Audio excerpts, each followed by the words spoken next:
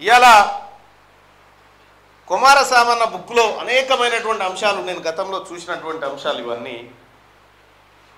In డీటెయిల్గా ఏ కులం ఎంతుంది, ఏ లెక్క ఎంతుంది, బాలసంతోల గుడిసెల ఇండ్లున్నాయి అనేవి కూడా రాసిన్నాయి. ఇలా తెలంగాణలో వెలుమోళ్ళ ఇండ్ల కంటే ఎక్కువన్నాయి బాలసంతోల గుడిసెలు. మనోళ్ళే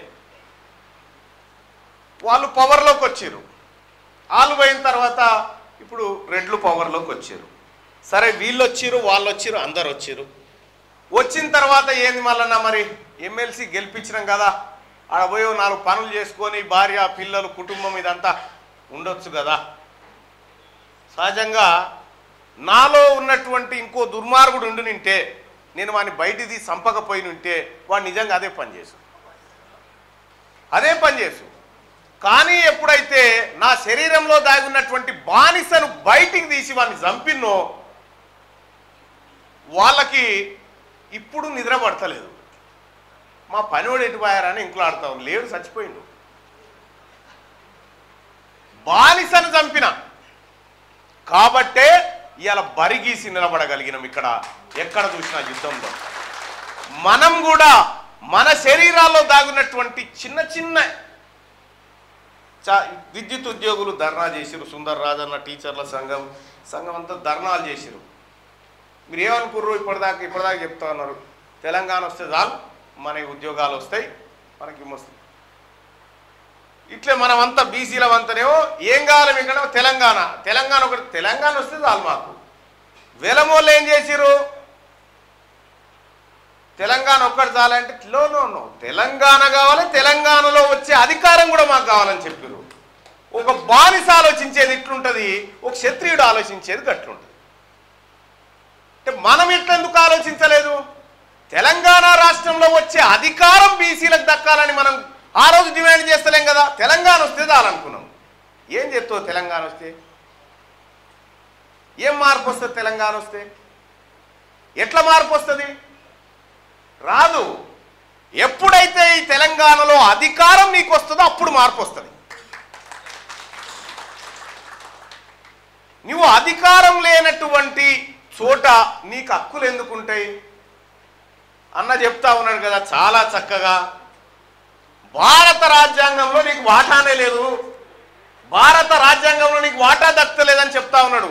అది నీ కోసం రాయబడలేదనేటువంటి విషయాన్ని కూడా స్పష్టంగా చెప్తా ఉన్నాడు అన్న కుమారస్వామి. చాలా పెద్ద చర్చ పెట్టాల్సినటువంటి సబ్జెక్ట్ అది. ఎప్పుడు భారత రాజ్యాంగం నిన్ను గుర్తించింది? సపోజ్ ఒకటి చెప్తా ఉన్నా, ఒక రెడ్డి గారి ఇంట్లో కార్యమైతా ఉంటే వీళ్ళు తిన్నాక ఇంట్లో పనిచేసినటువంటి వాళ్ళకు దళితులకు వాళ్ళకు వీళ్ళకి పెట్టి అరే ఆడ బయట వాడురా వాడిని కూడా 4 మెతుకులేరా అంటే అప్పుడు అందింది బీసీలకు. ఆ బయట ఉన్నటువంటి బయటని కూడా 4 మెతుకులు పెట్టరా కుక్క చేస్తే ఏమొస్తుందిరా అనుకొని వేసినప్పుడు దక్కింది. స్వాతంత్రం వచ్చినప్పటి నుంచి 1990-91 వరకు కూడా అసలు నీకంటూ ఒక రిజర్వేషన్ లేదు. నువ్వు ఎవడవో తెలియదు. నువ్వు బ్యాక్వర్డ్ క్లాస్గా మాత్రమే, వెనకబడిన తరగతులుగా మాత్రమే గుర్తింపు పొంది నువ్వు భారత రాజ్యాంగంలో. ఈరోజు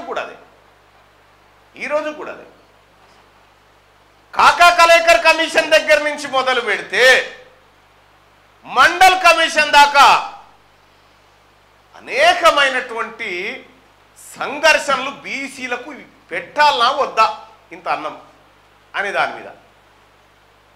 మండల్ కమిషన్ లేదా పెట్టురా బీసీలకు ఇంత అన్నం పెట్టురా, వాళ్ళ కడుపులు మాడుతున్నాయా, వాళ్ళు ఈ దేశంలో అత్యధిక జనాభా ఉన్న బీసీలే, కొంచెం రిజర్వేషన్ బో పెట్టురా వాళ్ళకంటే పాపం ఆయన విపి సింగ్ గారు ఆయన ఈ రిజర్వేషన్ ఇంప్లిమెంట్ దుకాణం పెట్టంగానే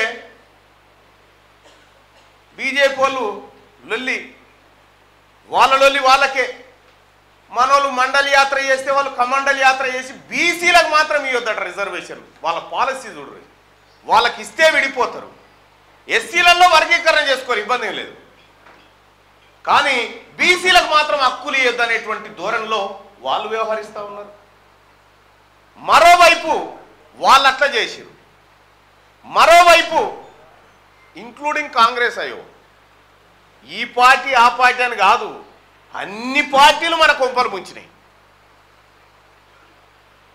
బీసీలకు రిజర్వేషన్ ఇవ్వడానికి 40-50 సంవత్సరాలు పట్టింది. ఈడబ్ల్యూఎస్ కోటా అమలు చేసుకోవడానికి 24 గంటలు పట్టలే. 10% రిజర్వేషన్, 6.98% ఉన్నటువంటి అగ్రవర్ణాలకు 10% రిజర్వేషన్ ఇంప్లిమెంట్ చేస్తాము. 62% ఉన్నటువంటి బీసీలకు 27% ఇవ్వడానికి కూడా ఇలా చచ్చిపోతాం. యూనివర్సిటీ ఇలా చదువు వెనకాల యూనివర్సిటీలో వేకెన్సీస్ ఎన్ని అవన్నీ ఇవన్నీ వెనక రాసిండు కుమారస్వామి అన్న కష్టపడి పాపం. ఎక్కడ అసలు రాజ్యాంగంలోనూ వెనకబడిన తరగతిలో ఓడు అని చెప్పి నీకు ప్రత్యేక గుర్తింపు ఏమీ లేదు, నీకు రిజర్వేషన్ అంటూ ఏం లేదు. అక్కడ అది పార్టీలు ఇది. ఇవాళ తీరా బీసీలమంతా ఒక్కటైనమనేటువంటి సంకేతం పొంగనే అమ్మా వీళ్ళు ఉన్న రిజర్వేషన్ ఎత్తుకపోతే మనకు మిగలదురా అని పావుషేరు వాళ్ళ 10 వాళ్ళకు గుంజుకొని పెట్టుకున్నాడు. వాళ్ళకి 10 కూడా వెళ్ళది, వాళ్ళకి వెళ్ళేది 10 కూడా వెళ్ళది. 1 లేదా 2% మాత్రమే, 1-1.5% ఎలిజిబిలిటీస్ ఉండేటువంటి ఈడబ్ల్యూఎస్. ఆ ఈడబ్ల్యూఎస్ కూడా ఏంది 8 లక్షల వరకు, 8 లక్షల వరకు ఆదాయం ఉంటే వాళ్ళు ఈడబ్ల్యూఎస్ కోటలకు వస్తారట. ఒక్కసారి బీసీ ఓడు రిజర్వేషన్ మొత్తే క్రిమిలేయర్కే వెళ్ళిపోతాడు బయటికి, ఇక లేదట్టుగా. 2 లక్షలకు ఆదాయ సర్టిఫికేట్ మనకు, 8 లక్షలకు కాలకట. ఎవడు పేదోడు ఈ దేశంలో? రాజ్యాంగాన్ని మీకు అనుకూలంగా మార్చుకుంటారు, చట్టాలను మీకు అనుకూలంగా మార్చుకుంటారు, ఉద్యోగాలు మీకు అనుకూలంగా. ఇదే విద్యుత్ సంస్థలో విద్యుత్ రెగ్యులేటర్ కమిషన్ ముందు నేను పోయి మాట్లాడడం జరిగింది. నేను పోయి మాట్లాడి ఇట్లా కూర్చున్నారు అంతా, ఎవరు డైరెక్టర్లు. ఫస్ట్ ఈ ముసలోళ్ళని తీసేయరని చెప్పిన. వీళ్ళు ఒకని భుజం ఒకటి పట్టుకొని నడుస్తారు, వీడికి మెట్లే ఎక్కరాదు, వీళ్ళని తీసుకొచ్చి పెట్టి దున్నపోతులు మేపినట్టు మేపితే ఉంటుందా ఈ సంస్థ అని చెప్పి నేను అన్నాను. డైరెక్ట్ లైవ్లో అన్నా, మీరు చూడండి. విద్యుత్ సంస్థలకు పట్టిన శనై గోయిడ కూర్చున్న డైరెక్టర్లు అని చెప్పిన. ఇంకో మాట ముంగడికేసి రెగ్యులేటరీ కమిషన్గా ఎవరైతే నియామకమయ్యారో రంగారావు గారు మీరు అక్రమంగా వచ్చి కూర్చున్నారని చెప్పిన. మీరు నా లైవ్ ఉంటుంది, మీరు చూడండి, క్యూనిస్లో ఉంటుంది. అంటే విద్యుత్ సంస్థలో జరుగుతున్నటువంటి అన్యాయాల మీద, బీసీలకు జరుగుతున్నటువంటి అన్యాయాల మీద కూడా ఆ రోజు నుంచి మేము పసిగడుతూనే ఉన్నాం. క్యూ న్యూస్ ఛానల్లో పనిచేయటకు అనుభవం గల సీనియర్ వీడియో ఎడిటర్స్ కావాలను సంప్రదించవలసిన నెంబర్ 8688926084. qnews@gmail.com ను సంప్రదించండి. లైక్ చేయండి,